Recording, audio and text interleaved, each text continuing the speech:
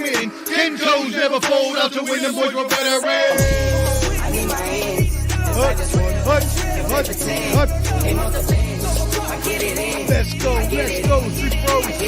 street pro, bottom line. Flow, canteen, hot take, J&O. Sports professor, you know.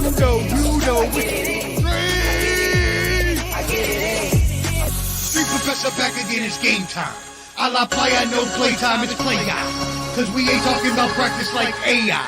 Sports professor spit the best takes out like AI. Artfully intelligent, I can't write mine. Rhyme citing your girl's DMs like Messi after the goal time. That was a triple entendre, did you catch me rambling? Flipping Simone Biles, we the bottom line champion. I need my hands. I just want Let's go, street pro, bottom line. Flow, canteen, hot take, J&O. Sports professor, you know.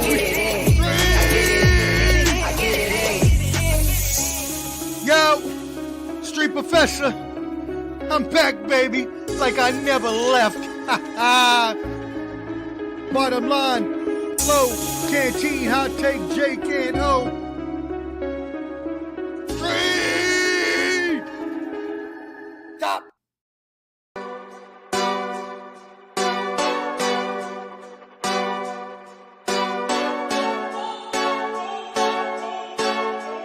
go hard. Go home, go hard, go home, go hard, go home, go hard, go home. Touchdown like the end zone. When the circle turn to my home, can't get me out of my zone. Go hard, go home, go hard, go home. Yeah, these championship rings on my hands now. In my head I'm top 10, yeah, that's hands down. You a squad, know you're looking man down. Funny how foes turn to friends now. Drive a race car like a Atari now. Call filling up, I need product again. Treat the business like a playground, might slide on you. Don't me wrong, might slide on you.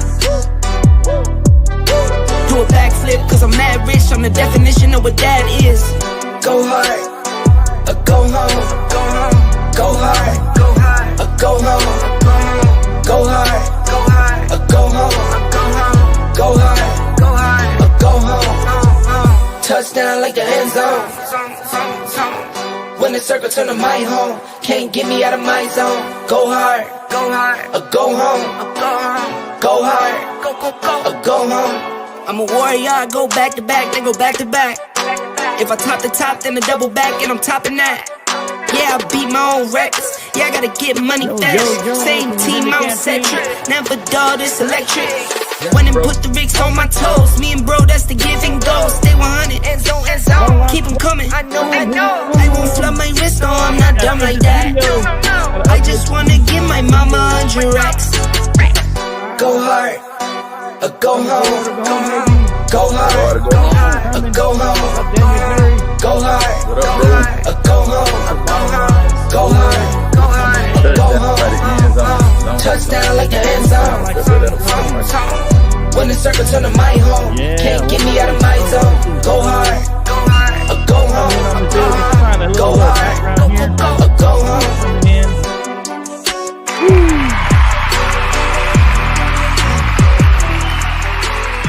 Let's go. Yeah, what's up, Ken? Hey, man, let me start off by saying Happy New Year to you, bro. Happy New Year, everyone on the Bottom Line Sports, man. Just glad to be here, man. We're dealing with some tribulations right now, but we all right. Good, you know? Man, that's what I think we're gonna lead off with that one. It just finished up. It's fresh in your heart and your mind. Man, Georgia. Oh, sweet Georgia. Georgia. Hey, what'd you say, Flo? Hey, there you go, right here. How's the lap? 2025. Hey, we coming even harder in 2025. Man. It's all good. Man, Georgia. Bro.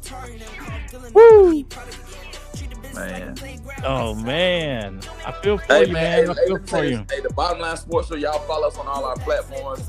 Facebook, YouTube, X, all of our platforms. Shout out to everybody. We're almost at 2,000. Shout out. We're almost at 2,000 followers. 1,900 on Facebook. Trying to get to 2,000 by the Super Bowl. We got about a month. Let's go. About 40 days for the Super Bowl, man. So like this right now as you're watching. Hit a like, even if you take off and you got to do something else. That's all right. Hit a like before you. Hey, shout out to everybody for being here, man. If I top the top, then a double back, and I'm topping that. Yeah, I beat Looking good. Yeah, I gotta get money fast. Same team, I don't set trick. Never dull, this electric. I think Flo froze up. On my toes. Me and bro, that's the giving goals. Yeah, hey, thank everybody for joining us tonight. I think my partner Flo went out for a little bit, but I think he's about to hop back on. So, want to say shout out to everybody for being here with us tonight, man. Thank you guys for joining us on the Bottom Line Sports Show. Are you good, bro? All right. Yeah. All right. I'm telling you, man, I'm working off my phone here, so I got limited connection right now. Limited connection. So yeah, appreciate you. I got your music going here. Is that gonna calm you down? Yeah, I need some more hands. Some more of the hand.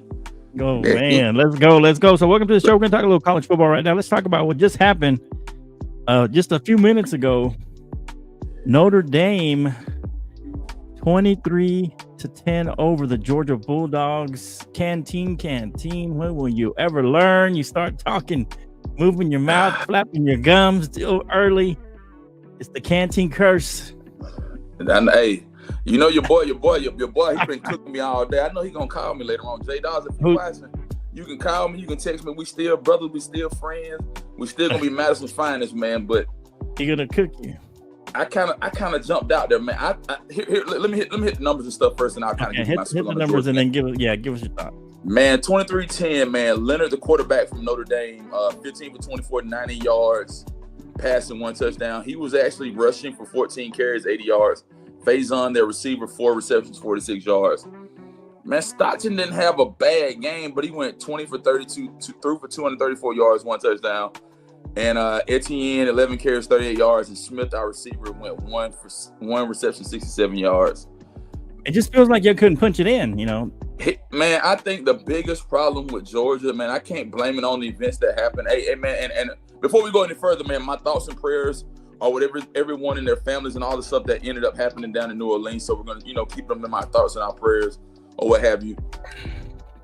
Georgia had a tough schedule. Georgia has played great football all year. Georgia ended up beating Texas in the SEC championship. But for me, Flo, they looked it so incomplete.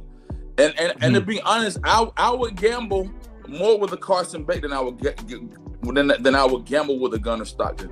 He's not a bad kid, but he's the next one in the chute. Notre Dame looked like they were well coached. They were well prepared on both sides of the ball. Marcus Freeman had those guys poised. They went in with aggression, and they went in and they came to win the game. Yeah. Hey, shouts out to Notre Dame, man. And that special teams kickoff return, man, that was big. And for me, bro, that put the icing on the cake. Right. That kind of like took the air out of your sails, coming out of halftime. And then there was another play. They had a 4th down. Notre Dame ran off the field, brought a fresh 11 on the field. Georgia did the same thing, and then they moved the ball and got a first down. So Notre Dame, they utilized the run game to beat Georgia, and they burned our defense out, man. Our offensive coordinator, Mike Bobo, he made so many irrational decisions when it came to moving the football, man. But it is what it is. But man. I mean, Georgia, maybe he's limited because he's got Stockton. He can't do everything he wants. And we can't even say Stockton is an excuse anymore because Beck is already declared for the NFL draft. So Stockton is the guy that's going to be in the chute next. Right, but he wasn't in there all year, though. To be fair. Right, and I have to give him that, but yeah, I mean, we look poor. We didn't look well put together, man. So I mean, it is what it is, man. Tough. Yeah, I mean, would it be better to have lost and not gotten in, or is this better? I mean, at least you got in and got a chance. For you. To me, it's bad, man, because okay. Georgia's strength of schedule was very, very challenging, man. When you look at Georgia, they lost to Alabama on the road. They lost to Ole Miss on the road. They beat Texas on the road. They won all of their other games. And they beat them twice, really. And they beat Texas twice, won the SEC. Right. Okay, you get a bye, and then it's like, it's like you crumble, man. And so, I think losing your starting quarterback is big though, because I think he's your guy that's been there all year. Even though correct. Stockton's he could be good. He could be a good starter for you. I mean, but not being in there all year, that's tough. That's tough on a team when you have your quarterback, under center, or not under center as much these days. But you know what I mean. And then all of a sudden he can play in a big game. That's tough. And here's the thing, Flo. It's to me, it's inexcusable, man. So I mean, you got four teams left now. You got Notre Dame, Penn State, you got Ohio State, and Texas. Right. We're gonna talk about all the games, but okay. Yeah, I'm good with this Georgia game though, bro. Okay. So let's go way back to Penn State, Boise State. I thought this would be a little closer. I knew that Penn State defense was pretty stout as far as the running defense, and they showed that against Ashton Genty. He only had 104 yards, but you want to shoot some stats, and then we'll talk about this game. And man. So Allard, the quarterback for Penn State, went 13 for 25, 171 yards, passing 3 touchdowns. Allen, their running back, 17 carries, 134 yards. Warren, their receiver, 6 receptions, 63 yards, 2 touchdowns. Madsen, the quarterback for Boise State, ended up going 23 for 35. He threw for over 300 yards, which was really, really good for him. One TD, but he threw 3 picks. 3 picks. Yeah. Genty 30 carries, 104 yards. That's kind of that ain't good. 30 carries for 104 yards. If you break that down by 104 divided by 30, that's the math. And then Lauder, 4 receptions, 96 yards, 3.5 yards per carry. Yeah. Here's the thing, man. Boise State, man. Here's what I think that they're gonna have to do, man. The playoff committee is gonna have to really, really, really relook at the entire landscape of this whole playoff thing, man. I think they did it fair and just and righteous in a way. But when I looked at the first couple of bowl games, like when they played, like Penn State played Boise and the other teams that end up playing, I think that Miami should have been included. I think that Alabama should have been included. Teams that would have brought more, fire, more. They would have been more fierce. So they would have presented more, man. Because Boise State didn't do much, and then you saw the other teams that like SMU, they lost the ACC championship, but Clemson, I think they got to take a relook at everything for the entire playoff situation, man. But that game right there, I give Penn State a lot of credit. I think this is a tough game for Boise because I think it feels like Penn State was like, hey, we're going to stop Ashton Genty. We're going to stop Genty, and that's going to be our goal. If Madsen beats us through the air, then so be it. And he had 300 yards, to be fair, but he did have to be fair. So they were saying, hey, Genty's not going to beat us. If Madsen beats us, then we lose. And so that was their game plan. You know what I'm saying? Because that was the strength of their game, is their running game. Their running game. But my entire pitch on everything is this, Flo. The playoff committee got to really look at, okay, who belongs, who doesn't belong. You got to look at strength of schedule. They got to make the inner conference play more competitive, right? Alabama team plays a Mercer or Georgia Southern. Of course, you're gonna beat them out. Georgia plays. They did play Oregon. They played Oregon. They played Oregon tight. Right. So and they beat Washington State, who was ranked, I think, at the time. So they beat some teams. It wasn't like they beat UNLV, who was 20th at the time that they played them. So they did play a few ranked teams. I think they deserve to be there. I don't know how they deserve to be as high as they were, in the seeding, but maybe. Maybe something like that. You need to look at strength of schedule a little bit more. You have to, bro. I think that's a viable viable. And part of it is that they needed to discuss. Penn State, I think Penn State was just ready to play. They were more ready to play than Boise State. I don't think Boise State had a second punch. They didn't have like a change up. As far as a second pitch, I guess is the way you say it, like the saying goes. But now I will say this, Flo. Once they stopped Genty, they didn't know what to do. They tried to go with Madsen, but he just wasn't ready. I have to take my hat off and give a coach where the props are due. James Franklin, man, this was a much needed win for you, man. Right. For them to be able to get over the hump. I think they lost to Michigan, right? They lost to Michigan, I think, at the latter part of the season. But for them to get into the playoff and for them to perform and for them to get a good victory, that looks good on James Franklin's resume, man. Actually, they lost to Ohio State. Ohio State, that's who it was. Ohio State. Yeah. My bad. Yeah. So he finally won a big game, or one of the big games. The next one's even bigger now. So let's see how he does in the next round. He gets these guys ready. Let's go to Ohio State, Oregon. You want to talk a little bit about that one? And that one kind of got away from Oregon. I felt like Oregon was gonna. I felt like there was gonna be a little more competitive. It feels like Ohio State punched them in the mouth, and then they just couldn't respond. Here's the thing, man. Let me say this before I get into the stats and into the numbers, man. Okay. This was much needed for Ryan Day. This is what validates a guy like Ryan Day. This is validating him. This is putting him above his peers. This is setting him apart from everybody else, because he's always lost. He's lost to Michigan. They've lost to Michigan like the last couple of years. But let me hit the numbers, man. 41-21. Howard, the quarterback, 17 for 26. He threw for 320 yards, 3 touchdowns. Henderson, 8 carries, 94 yards, 2 touchdowns. Smith, 7 receptions, 187 yards, 2 touchdowns. Gabriel, the quarterback for Oregon, 29 for 41, 299 yards, 2 touchdowns.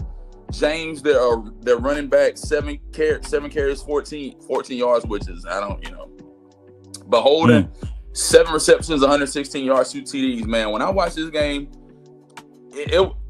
from the beginning, it was like, Ohio State had their number, man. Oregon went in and was number one the majority of the season, man. 12-1. They were undefeated throughout the duration of the season, but they ended up beating Ohio State early in the year, right? They beat Ohio State early in the year. Close game. And then the tables reversed, man. But I like I said, man, I think they even beat Penn State late. They even beat Penn State. Yeah. So they had some good wins. They had some good wins. And so for me, Flo, I think on both sides of the ball, man, I have to give credit where credit is due. I think Ryan Day had a phenomenal season. He's done well. I think this Ohio State game and Texas game is going to be a great matchup, man. I think it's going to be a phenomenal matchup, bro. Okay, we'll talk about that in a minute. Any other thoughts on this game? I mean, Oregon kind of. Do you think they just had a bad night? Because they had some good wins during the season, like you said. Man, the hardest thing, man. The teams that are winning, Coach Flo, are the teams that ain't had no bye. Ohio State didn't have a bye. Notre Dame, no bye. Okay. The teams that had, to me, the top 2 teams that had bye. Arizona State. I mean, Texas didn't have no bye. Yeah, and to me, you think that's part of it? To me, it hurt Ohio State. Not Ohio State. It hurt Oregon and it hurt Georgia, man. I think if a team is hot and they got intensity, they got fire, they got all these things that it takes to win, you got to keep going, man. And that break will kill you, man. Okay. To your point, Canteen, all like you said, all the teams that had a bye lost. They lost. Right? Yeah. All the teams that had a bye lost. Talk about the next game, Texas. This is probably the best game of these games. I mean, this was a close game, back and forth. It was a really close game, and shout out to Quentin Ewers, who Jake has not had much confidence in. This year he hit a 4th and 13 or a touchdown to kind of save the game, keep it, and go to. I think that was either the first overtime or the second one. I think it was the first one, but. Yeah, I mean, he played well in this game. He did have that one interception, but talk about this stats and talk about this game. This was a close game. Man. A lot of people had Arizona State getting blown out, but this was a really tight game going into 2 overtimes. This was the best game out of all of them, 39-31, man. Quinn Ewers, 20 for 30, threw for 322 yards, 3 touchdowns, 1 interception. Weisner, 18 carries, 45 yards. Golden, 7 receptions, 149 yards, 1 TD. I think his name is Levitt, something of that nature. 24 for 46, 222 yards, 1 interception. Scatterbo, man, that kid, man, 30 carries, 144 yards. Yeah. 2 TDs, and he was their receiving leader as well with 8 receptions and 99, almost 100 yards. Right. This was close, man. I think if Arizona State had kept it together towards the end of the game, man, then I think they kind of croaked at the end of the game, and they went into the overtime period or what have you. So what do you think? I mean, they had that pass intercepted. Do you think they leave it in Scadaboo's hands, let him try and run it in, punch it in? Let him run it in. I mean, he was having a great game. Here's my thing, Flo. He even threw for a touchdown. Here's my thing on it, Flo. Yeah. I got to be honest. I do not think, and this is just Canteen talking. Right. Yeah. Texas ain't really impressed me. Okay. They haven't impressed me. I think. Well, you guys beat them twice. Georgia beat them twice. We've already canvassed over the other teams right now. To me, the strongest team that's in the playoff right now got to be Ohio State. I got Ohio State. You think Ohio State's the strongest team? To me, they're the strongest team right now. Okay, that's fair. Let's talk about the playoffs here in a minute. But any final thoughts on this? I was thinking, did this really raise Cam Scadaboo's stock in the draft? Because I think he was listed as the 21st running back in the draft, but now winning it, at least having a good game against what's considered a really good team in Texas right now, and basically doing everything, running. He even threw a touchdown. He even he caught some stuff. So I mean, what do you think? I mean, does this raise his stock in the draft? Maybe he move up into the second round, maybe, because he's probably projected to be a 4th rounder. I think it'll raise his stock. I think he'll be all right, man. But I think to me, one of the strongest backs that I think that has a great opportunity that's going to thrive, probably Genty. Even though he kind of fell flat in this game, in their game. Yeah. It's hard to say, but I like Genty, man. I mean, I think you're right. I think the one game is not going to hurt him too much, but it does give him a little ding, I think, considering he's supposed to be the best running back in the nation, so to speak, according to statistics and everybody, all the highlights that they show to him. And so let's go. Let's talk about these last 4 teams. Like you said, Texas and Ohio State are going to play on Friday the 10th, and then in the Cotton Bowl, and then Orange Bowl is going to be Penn State and Notre Dame. Now that Georgia Bulldogs lost tonight, so give me your thoughts. Pick either game and give me your thoughts on the game. What you think? I know you're talking about Ohio State, but as I told you earlier, man. Ohio State, to me, it looks like the most complete, most strongest team on both sides of the ball, man. Okay. I like and I have to give kudos to both of those coaches, man. You got coaches like, I'm gonna cover all my stuff on my canvas real quick. You got a James Franklin and you got a Ryan Day. Both of these coaches have been with their organization for quite some time, and to me, both of these coaches were on the hot seat. You guys either win or you're gonna be gone. And both of these teams, they won. In quarter, I think it was quarterfinal. Was it quarterfinal games or that round? And then they won 2 games to get them to where they at. So my hats off to like I said, I think Penn State and Ohio State are both strong on offense, defense on both sides of the ball. But to me, the best completed team to me looks like Ohio State at this point in the season. I like Texas. I like Sarkisian. But I mean, Sarkisian, it's like they rolled a dice. They rolled a dice with an Arizona State team, and I think they should have shut them. I think they should have shut those guys out early. If they were that team. If they were the team. Okay. Because they are. Texas is 6-point underdog. Do you think that's fair, or is that too much? That's about right. I'll say 3. Okay, but right now they're 6-point underdog. So I mean, Ohio State's. I think 3 would be reasonable. Okay. You think it'll be a closer game though? You think Texas will give them a closer game? Flo, I really don't know. I mean, based off of what I saw from Ohio State in the Rose Bowl, right? Hey, they deadly. And it feels like they're peaking at the right time because they had, they've kind of struggled early in the season. It seemed like they weren't as good. They weren't hitting on all cylinders, and then finally they're starting to kind of peak at the right time. And here's the thing, man. It seems like for a team like Ohio State, everything came together in the latter part of the season. The latter part of the season, everything came together. So I feel good about them. And like I said, the season they lost to Oregon. in a close one, right? Yeah. And then they lost late to Michigan, like you Mhm. said. Yeah. And so they beat Tennessee up pretty good, and they beat up Oregon. So they've been blowing the teams out so far. So like you said, everything's coming together for them late in It the is. season. It And is. so you like Penn State against Notre Dame. Notre Dame looked good today, though. I mean, the defense looked solid. Here's the thing about Notre Dame, man. Okay. I have a different respect for a guy like Freeman, man. Freeman, those guys, they were able to just pause, man. Even with all the turmoil and all the everything that happened with the whole situation in New Orleans, they paused, they prayed, and I don't want to put too much religion and stuff like that. They had thoughts, but I mean, he was able to cope. Whenever you're able to coach a team through adversity, Flo. Okay. To me, that says a lot, and I like his game plan. I don't know if Kirby stayed up all night or what Kirby didn't do, but I mean, Notre Dame looked like a complete football team, man.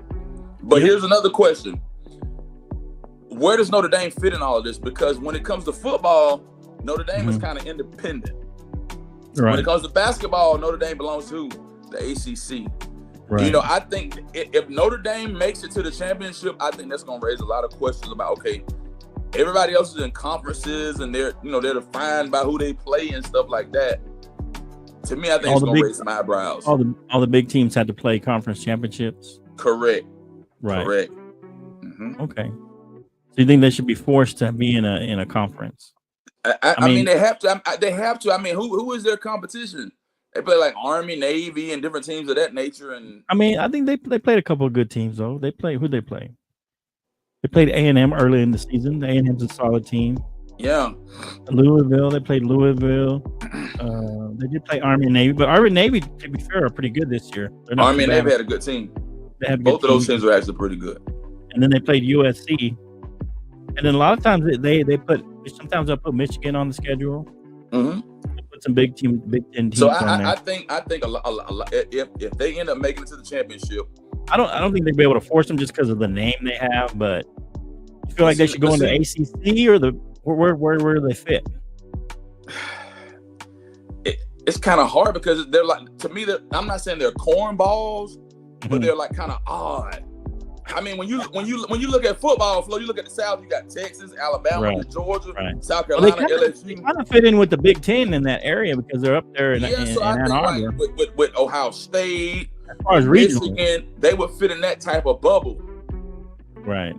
You would think. So, and the only reason I'm saying this is because I think if they make it to the national championship, there are going to be a lot of questions raised that you got teams like Georgia and Texas and all these powerhouse teams playing in conference championships.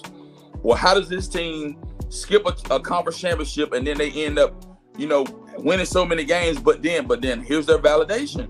But to be fair, validation, Flo. Okay, You beat Indiana. You beat Indiana. You beat an SEC champion, and you made it to the chip. That's where they validate how they get where they're going. Well, they haven't made it to the chip yet. They still got to beat Penn State. Yeah, Penn State. So they got to beat a Big Ten team too. So I mean, it's not like they had an easy road. Nah, not at all. They played two tough games. Well, Indiana wasn't nobody, man. I'm saying two, Georgia and Penn State. They played two tough games to get there. Yeah, for sure. And then they're gonna have to beat either Ohio State or Texas. So it's not, if they win, it's not like they didn't beat anybody. Right. You just think they should be forced into a conference. Yeah. Okay. I think so, man. All right, let us know what you think. Do you think Notre Dame should be forced to a conference? It's going to be hard because of their name and how they have their own network basically with NBC. NBC. I mean, they kind of do their own thing, man. And so that's what I'm saying. It's going to be hard to force them into one. And when you got contracts and different deals and different things in place, it's hard to kind of maneuver and change different things around. I think the only way to force them is if you do like these 3 super conferences, and you say if you're not in a super conference, you can't compete in the championship. Mm-hmm. You know what I mean? That's the only way you can force them into something like that. Is my thoughts. Yeah, I don't know if the NCAA will do that or whoever runs the college football championship. I think this could be tough to force them. That'd be the only way is if you say, hey, you can't compete unless you're in one of these super conferences. In one of these super conferences, yeah. I mean, that's where it's going, right? I mean, we're gonna have like 3 3 or 4 maybe super 4. conferences. Yeah, like 4. I think 4 would be fair. And then you'd have 2 sides. You know, you'd have 16 teams, kind of like the NFL. Yeah. You know, you'd have AFC, NFC, but you'd have like 2 over here, 2 over here, and then you bring them all together. You know, as far as the championship game. Mhm. But yeah, we'll see what happens. Let us know what you guys think. The Bottom Line Sports here. We're just running through all this. Any final thoughts here on? So you think you want to go to the championship game? So you think it's going to be Penn State and Ohio State? Ohio State. What I hear from you. Mhm. Okay, Penn State, Ohio State. I think Notre Dame might win, and I think it might be Notre Dame, Ohio State. And if Notre Dame can slide in there, man, it may be rough. 'Cause Okay. like I said, man, from what I observed, and I'm talking from a Georgia fan perspective, man, I think Georgia. I don't know. Georgia just looked incomplete today, man. Mhm. You know, we started kind of strong, but like Right. the defense, offense, we were kind of weak, and then I'm talking about we made a lot of irrational decisions. I'm like, dude, you got to be able to utilize the run game, then put the ball in the air, and they missing field goals. They missed a lot of assignments and stuff, man. So that made me second guess and think, okay. Right. I mean, Georgia, even with their tough schedule, they won the SEC. But the only, like I said, man, the problem that I have, and like I just told you earlier, man, it's hard if you got a team that's hot, that's vibrant, got a lot of energy, and they won. Yeah. It's hard, man. You had a bye, you've been chilling, you've been relaxing. Yeah. Marcus Freeman, those guys. So at least this year, you're correct. The bye didn't help any of those teams at all. All the bye teams lost. All the teams that had a bye lost. So we'll see if that continues. This is the first year we have it. So let's see, man. What do you guys think? I mean, did the bye hurt the teams that were there? Or is that just kind of coincidence that they all lost? Basically, all the bye teams lost. You know, all the teams that had a bye lost. So kind of interesting point. That's a good point that you make, Canteen. They all lost. So we'll see what happens. Bro. I got Notre Dame and Ohio State. He's got Penn State and Ohio State in the championship. Let us know what you think, and then we'll call it. We'll talk about championship next week, probably. Yeah. And it won't happen. So, all right. Those are your thoughts on the Bottom Line Sports. Let us know what you're thinking out there on these games, college football championship. You want to do a little NBA now? We haven't talked about NBA in a while. Man, I mean, well, here's my thoughts, Canteen. Real quick, and then you kind of give me some of your thoughts. But the Cavaliers, 29-4, they were undefeated for a while. We were talking, could they keep this up? And they have. They're still in first place. They're up by 5 games on the Celtics. I mean, is 70 games? You know, that's kind of the big number for the NBA. Is that on the table for the Cavs? Can they get it to that 70 game win? I mean, here's the thing, man. When we look at the NBA standings, they're 29-4. It's them, Celtics, Knicks, man. The Magic up there, and then the Bucks. Hey, Right. man. But- My biggest thing, Flo, we're already in January, bro. So I mean, we got All-Star break next week. No, I mean All-Star break next month. And so I think, you know, you have to really have a good point to make a mark by All-Star break. And then if you're not where you need to be by All-Star break, then you really got to pivot, because it's only like 40 games. That I think you're over halfway of the season is complete by the All-Star break. So you hit the East, but when we look at the West, man, you got the Thunder, the Grizzlies, man, the Rockets, Rockets Young team, up there. they're young. The Nuggets and stuff like that. So I mean, man, the biggest point, man, I'll say this for all the teams, man, be in a position at least 1 through 6 at least. When you're trying to get into that play-in spot, that's when there's a lot of controversy. That's where there's a lot of questions against, you know, everything. And that's when you got to play the hardest, because whoever gets in the play-in or whatever, they got to play like the top seed, 1 seed or whatever. So I mean, for me, man, I think, you play your best basketball now, and then you go into the All-Star break, man. But I haven't really been tracking basketball like that. I watch highlights and stuff like of that nature, but you got to really make your mark now so you can be able to pivot when it's time to pivot, bro. Yeah, and also the Knicks look pretty good. Just to bring up a point, Karl Anthony Towns has fit in really well with them. This seems to be a bit of a mistake for is it the Grizzlies that he was with? No, he was with the Minnesota. They make a mistake getting rid of him. I mean, it's been a great addition for the Knicks. He's fit in really well. And man, here's the thing with that, man. Sometimes teams don't value they don't value what they have in front of them. Karl Anthony Towns, I think he's a great role player to me. Okay. Him, Rudy. I mean, he was a good addition with Rudy Gobert. I think they got rid of Gobert, and they still got what's the other kid's name? They played at Georgia. What's the name, Flo? Anthony. Ant-Man. Yeah. So I think a lot of teams err when you got a good role player and you get rid of him, man. So like I think even when we talk about role players and stuff, man, I'm thinking about Russell Westbrook. He's a great addition as being a role player out in Denver. So I think you got to be able to utilize and put people where they're best suited, man. And then another NBA thing that I had on my mind, man, they end up firing Mike Brown. Mike Brown was with the Sacramento Kings, and I like Mike Brown, man. And the only reason I like Mike Brown was the backbone of the Golden State Warriors. He was the Golden State Warriors backbone, even when Steve Kerr took his absence of leave and all that. He coached those guys to the championship and all those different things like that. Right. But the biggest thing is, man, if you're not winning, they don't get rid of you, Flo. You got to win. Yeah. I mean, to be fair, the West is a pretty deep conference, and so it is. And the Kings were in the playoffs a couple years ago, and making runs for the Western Conference. I think they were in the last 4 teams at one point. So Sacramento Kings, I guess they want. I mean, I don't know if this will make a change and this will help the team turn it around a little bit. But right now, I mean, it's just a really deep Western Conference as opposed to the East. It's not quite as deep over there. I think you got like maybe 4 or 5 teams over there that are, that really, are solid really teams, good. Man. No. Yeah. All right. Any other thoughts on any of these teams? What do you think? What about Wemby? He looks pretty good in his second year. My boy from the Spurs. Hey, man, consistency, man. He's been very consistent, man. I know. I'm glad you brought up the Spurs, man. I don't know what what's the coach? What's his what's your coach name in the Spurs? Pop. Yeah, Popovich. I was wondering what's with his I know his health and stuff. I know he wasn't coaching. I know he kind of stepped away, but I mean, I think the Spurs still got a lot of growing room at this point. They're like at the bottom of the barrel when it comes to teams in the West, but I mean, it's all growing pains and growth, man. I think they're in the play-in right now. So in play-in?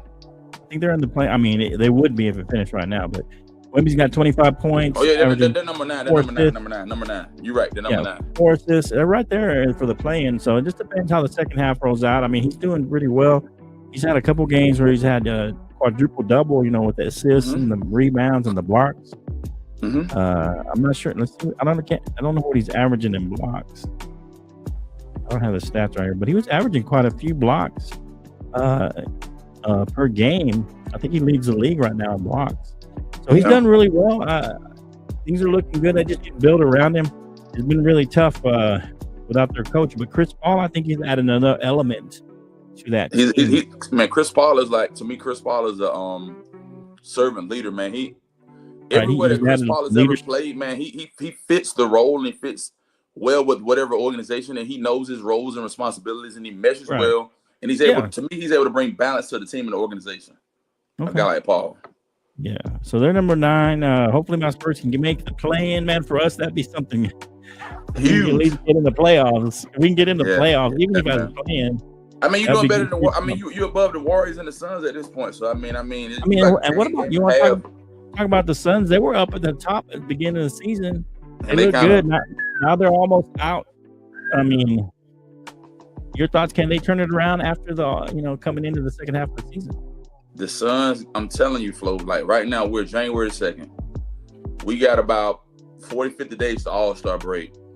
Right. We got to finish strong. Hey, man, shout out to Allen, man. Hey, bro. Hey, tough break, man. Injuries, passes, a lot of drop passes. Offensive coordinator, a lot of things transpired in this game, man. But at the end of the day, man, I'm okay with Georgia losing or whatever. But like I said, Georgia. Listen, hey, 2025, man. Hey, it was good, man. It is what it is, bro. I was, man, but like I said, man, it's just like Georgia just got up out of the hotel rooms, out the bed, ate breakfast, and showed up. They didn't. They looked like they weren't well prepared, man. To be honest. So I get you got to put that on Kirby then, right? Here's the thing, man. As I told you, Flo, I think the teams with the bye struggle the most. I think they got to figure out another way to restructure this whole playoff thing, man. Because I'm telling you, Ohio State beat Tennessee. Okay. Right? Yeah. You got Notre Dame beat, but and here's another thing I want to say about the CFP, man. Okay. I think for me, the CFP, they need to stop going to neutral sites. Here's what I'm saying. Those first 2 rounds, you need to host them at whoever has the better record, whoever won. Like tonight's game should have been Athens. Okay, so whoever has the bye, the 4 bye weeks, they should have a home game. A home game, so you can bring more notoriety, more funding, everything to that city. Like, I mean, if they were in Athens, I don't think they're going to do that because they're going to have a tough time getting rid of those bowl games. But I'm saying you can have the Sugar Bowl in Athens, Georgia. You can have. Man, the people who own that Sugar Bowl ain't gonna want to move that Sugar Bowl. They got to call it. When you look at New Orleans, you're generating a lot of revenue. When you're looking at Bourbon Street, there. I get it, man. But for me, man, I think if a team that's gonna have to work its way out in the next few years, you know. No, but I'm saying, bro, if a team plays on their home turf, they got a better shot. Okay, so it gives you an incentive to get one of those top 4 spots. Yeah. You not only get a bye, but you get a home game. You get a home game. Okay. Yes, sir. Fair. I mean, that's something to think about. Let us know what you guys think. What do you think about Ken's idea of a home game for the top 4 seeds? Interesting. All right. Any final thoughts on the NBA? We're wrapping up some NBA stuff. That's all I got, bro. All right. So let's get some NFL. It's time to talk some NFL action. Let's go.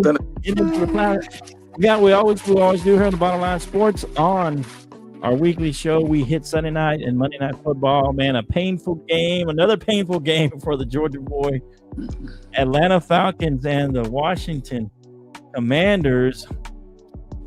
And you was hoping I was gonna lose, weren't you? No, I wanted you to win. Remember, I told you. Man, I'm gonna tell you about that game, man. Let me hit the numbers real quick. Okay, get the numbers. Give us your thoughts. That game 24-30. Penix, 19 for 35, 223 yards, 1 TD, 1 interception. B. John Robinson, 17 carries, 90 yards, 2 touchdowns. Drake London, 7 carries, 105 yards. 7 receptions. Jay Daniels, 24 for 36. He threw for 230 yards, 3 touchdowns, 1 interception. Man, Daniels killed him on the ground, 16 carries, 127 yards. Zach Keys, 8 receptions, 85 yards, 1 TD. The only Georgia. The only saving grace the Falcons got this week flows this right here.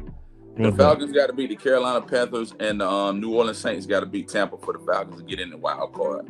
And Falcons now listen, if the Falcons get that 4th seed, we're either gonna host Detroit or Minnesota. Depends on whoever wins. Right. The NFC North. It's gonna be a tough game, first game for y'all. I mean, at this point in the season, man, the Falcons had a good run, man, but the Falcons, they cannot. It's like you open a book, Flo, and you start in one chapter. They don't know how to finish one chapter before they move on. They always get stuck. Hey, Tony, I appreciate you hitting that like button. Y'all hit that like button. Yeah, man. Consistency, they can't do it, bro. The Falcons cannot be consistent, guys. And that's what I think, man. You know, as we move forward, we're talking about the NFL, the NFL playoff games, all these games that predicated last week are like big prominent points that we got to grind and focus on for this week. But we'll move on to the next game. I don't know if Flo want to hit those Christmas games. I think about to hit the Christmas games or whatever, but we can hit some other games. One of the games I want to hit real quick, guys, is the Chargers and Patriots. Man, that game was on Sunday. And so the Chargers they scored 40-7. Herbert went 26 for 38, 281 yards, passing 3 TDs. J.K. Dobbins, 19 carries, 76 yards, 1 TD.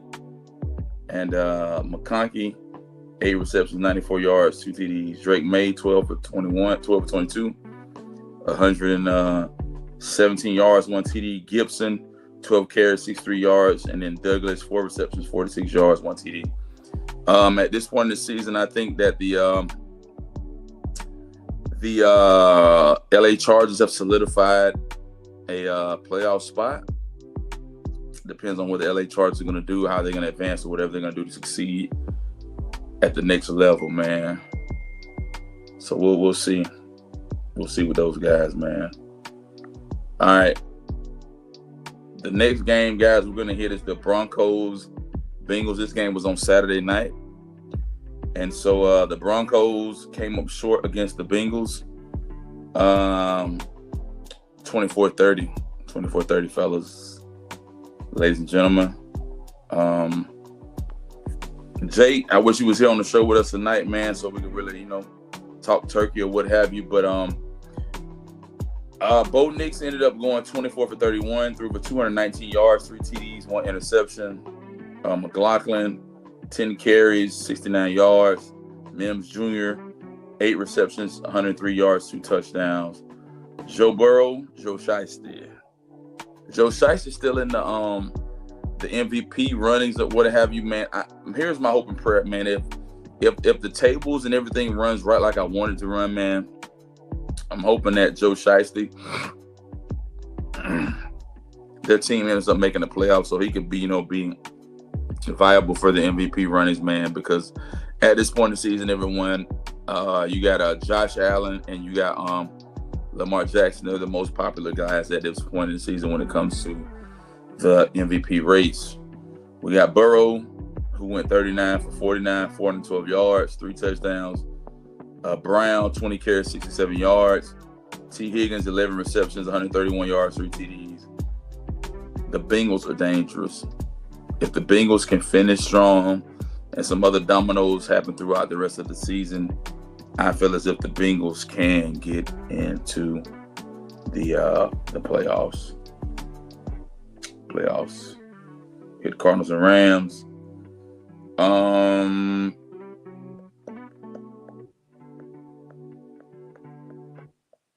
We can hit Monday Night Football. Monday Night Football was the Lions and the 49ers. Really, really hard fought battle. The Lions are 14-2, so the Lions and the Minnesota Vikings are vying. They're in contention and they're vying for the NFC North position. So you got the I got you, Flo. All right. Detroit won 40-34 against the 49ers.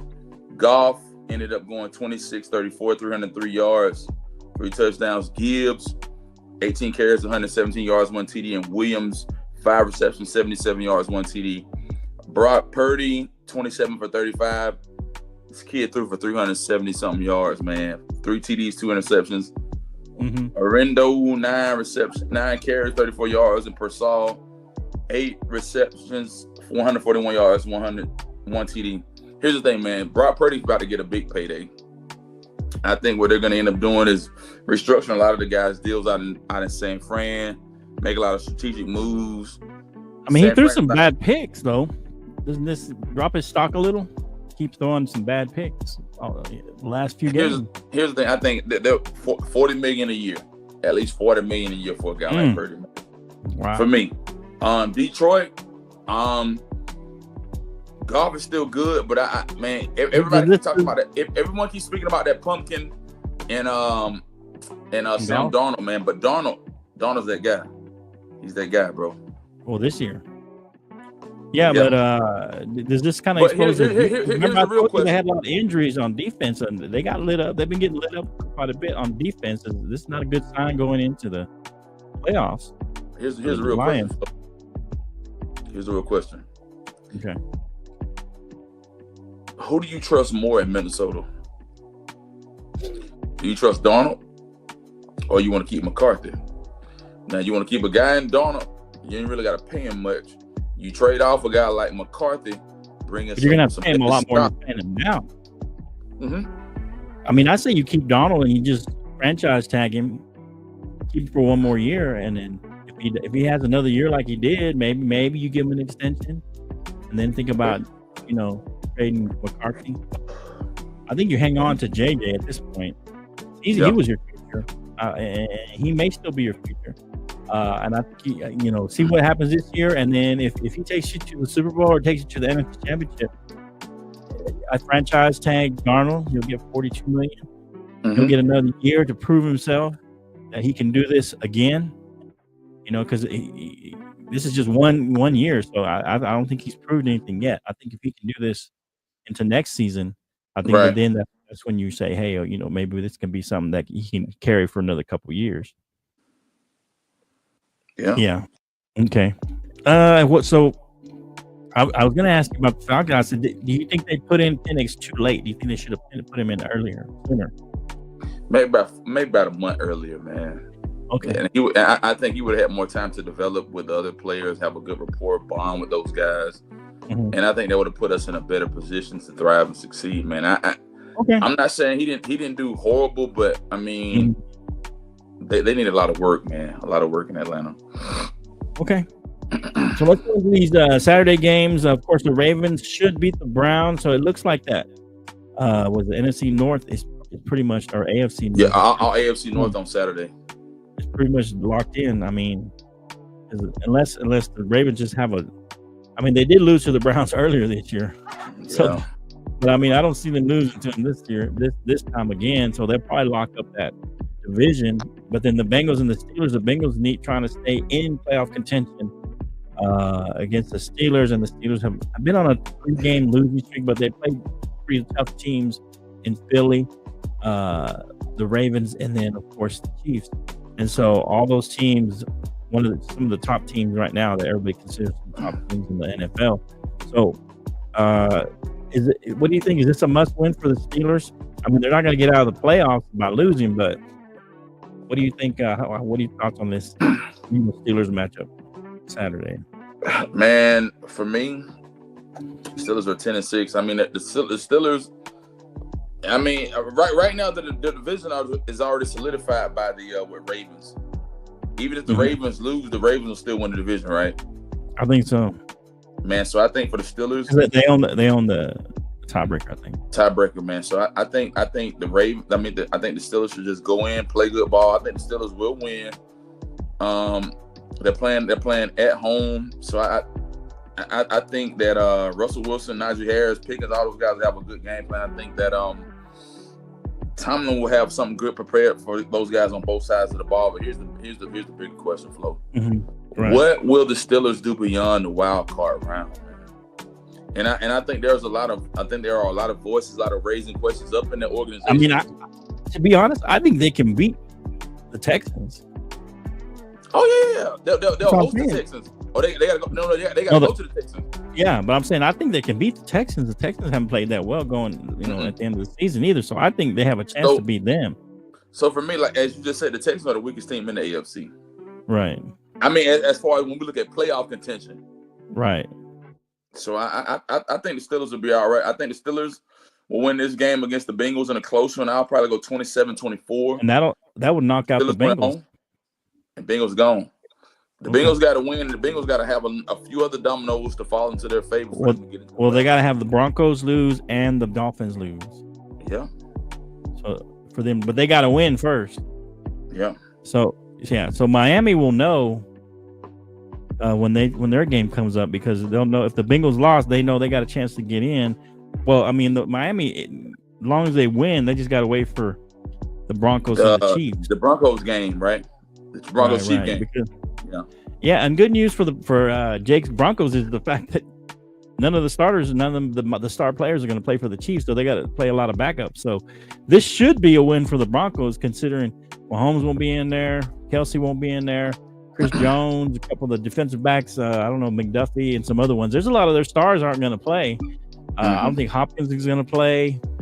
So the Broncos, should win this game and get into the playoff. They control their own destiny. They're the only one of the three that control their own destiny. Correct. Yeah. So he better, if they lose, man, we ain't gonna see Jake for a while. We're doing a Sunday surge, right? I guess. I ain't seen Jake since they started losing. Yeah, we're gonna do a surge on Sunday, man. No, I think he was there Sunday. Yeah. Yeah, he was there Sunday. But if they lose, if they get out and knocked out of the playoffs, I don't plan on seeing them Sunday. Yeah. I'm just saying, because they'll be out of the playoffs. And then by your estimation, if the Bengals lose, and that'll be the Miami Dolphins will get in as long as they win. And I think the Miami Dolphins can beat the Jets on Sunday. Yeah, so do I. I think that's an easier win than the Chiefs. I think because I think the Chiefs are going to play tough. I mean, it's not like they're sitting everybody. Yeah, we'll just have to see how Carson Wentz plays. If Carson Wentz can have a good game, I think the Chiefs have a chance of beating them. I mean, to be fair, but it all depends. I think Carson Wentz and how that defense kind of holds up with sitting some of those starters and how their backups look. You know what I mean? Yeah. All right. So what do you think? Let's go into those games that we were talking about. So you think you're going to beat the Falcons? You should beat the Panthers, and let's see what happens. Man, the Bucs and the Saints. Man, I don't think the Saints are going to lay down, but they are playing. They are playing down in Tampa. Man. So I mean that is a big. Unless they still don't have Derek Carr, they're playing with that other guy, Spencer Rattler. Spencer Rattler. I mean, he hadn't looked great. He ain't look good at all, man. No, he hadn't looked great. So Baker's looked pretty good. So let's talk about this Cantina real quick before we get into some of these other playoff teams. So the Giants and the Eagles, the reports are that Saquon's not going to play. No, he's not playing. Do you think they should let him go for that record though? I think they should let him. I mean, this is a long record. This record's been around for a long time. It's been about 40 years, man, since this record, I think, was accomplished. And I was watching Unsportsmanlike this morning, and I watched First Take and all that stuff, man. I think Sirianni and them, they're being selfish to the point, man. I mean, my goal, if I'm a head how coach, close do you get? Here's the thing, man. Why would you sit the guy? Because if you lose in the first round of playoffs or whatever, you done. And then he ain't accomplished what he wanted to accomplish. So I think, put him in, set up a good package up until halftime, right? To let him run the ball. At least get him halftime. What he needs to accomplish, and then once he hits the record, man, pull him out of the game, man. But I think not playing the guy is being completely selfish. And you playing the Giants, at home at Lincoln Financial. Come on, man. Right. I think to me, make it make sense. Yeah, and I don't think Saquon's gonna complain. He's a team player. He's not gonna say, "Hey, I want to play." He's like, whatever they do, however they orchestrate things, whatever coach wants, I'm gonna go with that, right? I think that's crazy. Yeah, I just feel like they should give him a chance to get the record, right? Yeah. Give him a half. Give him the first half. Hey, if you can get in the first half, right? I mean, and I'm not saying like give him the ball an overly amount, right? Give him too much, right. But I mean, just within the confines of the offense, give him just like the game plan. Don't change it too much, and let him see if he can do it. You know, let him cook a little bit, man. Yeah. All right, so let's see here. So the Rams are not going to play their starters. That's kind of odd over there in the NFC. So they could drop to number 4, and the Bucs could move up to number 3 because the Rams are not going to play their starters. They're not going to play, kind of like the Chiefs. The Rams playing at SoFi. They're playing the Seahawks at SoFi, man. I think McVay got a good game plan, man. I think the Seahawks are toast at this point in the season. Right. I think I don't know what the Seahawks are going to do with Geno Smith or how their organization is going to move forward. The Rams will win. It'll be a close game. I'm not going to give a prediction, but I think the Rams will win in a close game. The Rams will move on to the playoffs and do what they got to do. Without their starters, the Rams are still going to win? Yeah, they can beat the Seahawks without their starters, man. Really? I think really? So. Mm-hmm. Okay. And have the Seahawks been eliminated officially? I'm trying to remember. Seahawks already gone. Okay, so it's just you and the Bucs that can get in. Yeah, and we're the only team in the hunt. So if we beat the Panthers and and Tampa loses to New Orleans, then we'll get that fourth seed. And then Tampa gets knocked out. And then Tampa gets knocked out, and which means we'll end up crazy. Whoever wins that Sunday night game between that 1 and 5 seed will end up getting whoever. I mean, you would think it pretty crazy for Tampa to get knocked out like that.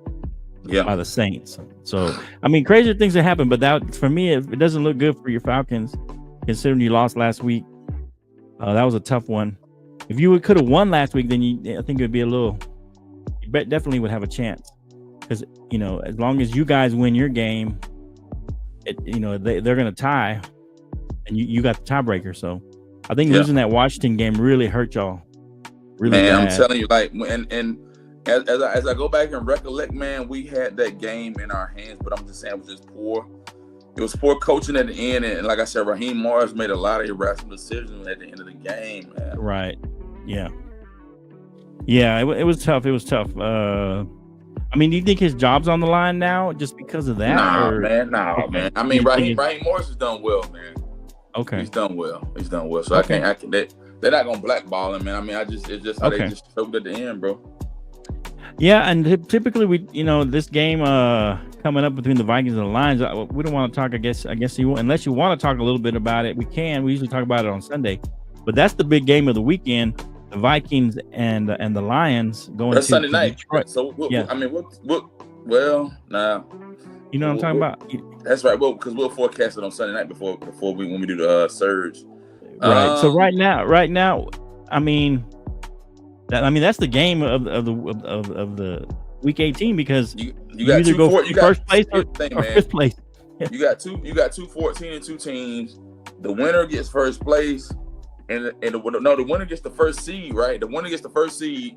Oh, let's talk about it. I mean, that's the big game of the weekend. Let's just talk about it a little bit. So, who do you like in this game right now to win this game and take the first place? I mean, who do you like right here?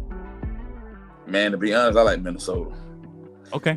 Minnesota, to me, Minnesota is a more complete team. Minnesota has everything on offense and defense. I like Darnold. I like Aaron Jones, what he's done when he's running the ball. And I like how he's put the ball out of the Jefferson. And I like the defense of Minnesota. Here's the thing. There are a lot of holes on the defense and the offense for Detroit. To me, they're injury prone. They've had a lot of issues that have transpired along this way. On the offense too? No, offense, defense. A lot of holes.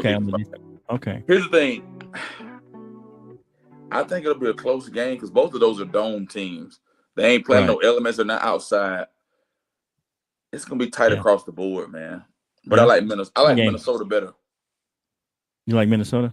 Mm-hmm. Yeah, I like Minnesota too. I think their defense has played well, and I like the way the Coach O'Connell has played with Darnold and allowed him to kind of be himself, but at the same time make sure he reels it in a little bit, make sure he doesn't get too crazy. I feel like him and Goff are kind of the same players, except Darnold's got a little more mobility. He's able to move around a little bit better than Jared Goff. I mean, if Minnesota, I think Minnesota's going to win this game as well. If Minnesota wins this game and ends up that first place, should Darnold Darnold get consideration for MVP? No, man, no. I mean, he would lead the league in a lot of categories, and he's got a first place. I tell you what, Flo. Darnold get to the divisional round, it's a regular season award. Then you can talk, man. It's a regular season award. They're going to give it out. They're going to vote for it before the season's over. He ain't as prominent as the other guys like Lamar Jackson or Josh Allen, man. He ain't on that platform yet, man. I mean, he good.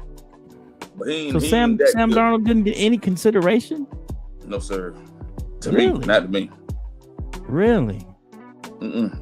Okay. What about Baker? They make the playoffs. I was looking at Baker's stats, and he's top. He looked pretty good. He's top 3 in every category. He's not the top quarterback, but he's top 3 in yards. He's top 3 in completion percentage. He's top 3 in or 3 or 4 in touchdowns. Mm-hmm. Yeah, he's had a really good season, all things considered. I mean, he feels kind of like Joe Burrow. Joe Burrow from the AFC. You know, he's had a great season. He just I think Joe Burrow, playoffs. Joe Burrow got the numbers, but if Joe Burrow gets to the playoffs and they do something, then I think. Well, what I'm saying is, if you look at the stats, Baker's got he's similar to Burrow. They're like similar. Yeah, I mean, I think I think Baker Mayfield is top 4 in every category, and Burrow's not. Burrow is not top four in every. Now Burrow is number 1 in a couple of categories. Yeah. But Baker's top 4 in almost every category across the board. So, I mean, I think he should get some consideration too. I got you, man. Okay. Anyway.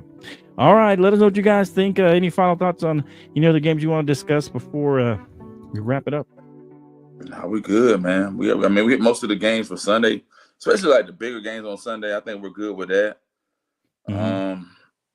Man, let's go. I mean, the Cowboys and Commanders. I mean, it'd be nice for us to finish off with a win and knock the Commanders down to 7th place, but that would, because that means they would play who the 2 seed. Who's the 2 seed? Would be Philly. It'd be the Eagles. Yeah, they would have to go. I think that would be a better game. I think they got a better chance to beat the Eagles because they've seen them. Like I said before, this will be their 3rd time. Yeah, and I think they're familiar with them. Dan Quinn's familiar with the Eagles. I think that would be. Let me ask you a question, man. Do you think the Bills have a great shot at really doing something this year? I think so. I think they got a chance. I think they got a chance to do something. I was surprised that they played this well. I think their defense has been, for the most part, solid. It's been shaky the last few weeks, but for the most part, they've been pretty solid. And it feels like Allen's played within himself. He only tries to do things when he needs to. He doesn't try to he's kept his turnovers down. He's played within himself, and he's been able to do make those key runs or those key passes when he needs to. And then down in the goal line, man, he's a tough guy to stop down there. He's big and mobile down there on the goal line. I mean, I think he leads the league in rushing touchdown. I mean, or leads at least quarterbacks in rushing touchdowns. And so I think they got a chance to go and play the Chiefs. I think it'd be the Chiefs and the Bills right now. Kind of my thought.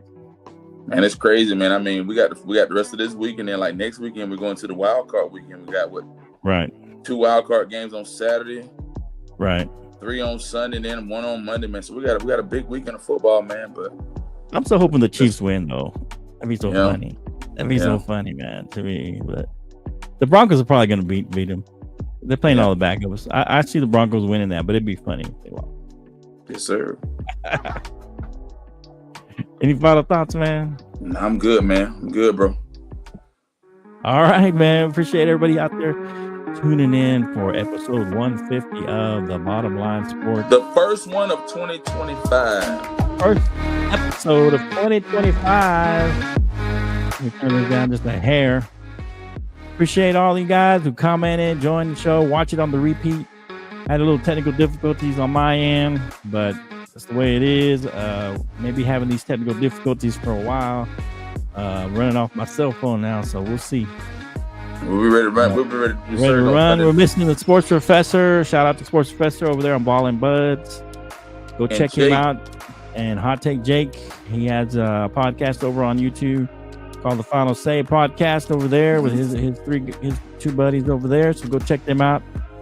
Go over there, like, subscribe over here on the Bottom Line Sports on all your platforms: YouTube, Twitch, X, and Facebook. All right. We'll see you next time on the Bottom Line Sports. I'm waiting for you in the back, bro. All right. Let me start this outro here. Give me just a second. I got to find it. All right. We'll see you next time. Peace.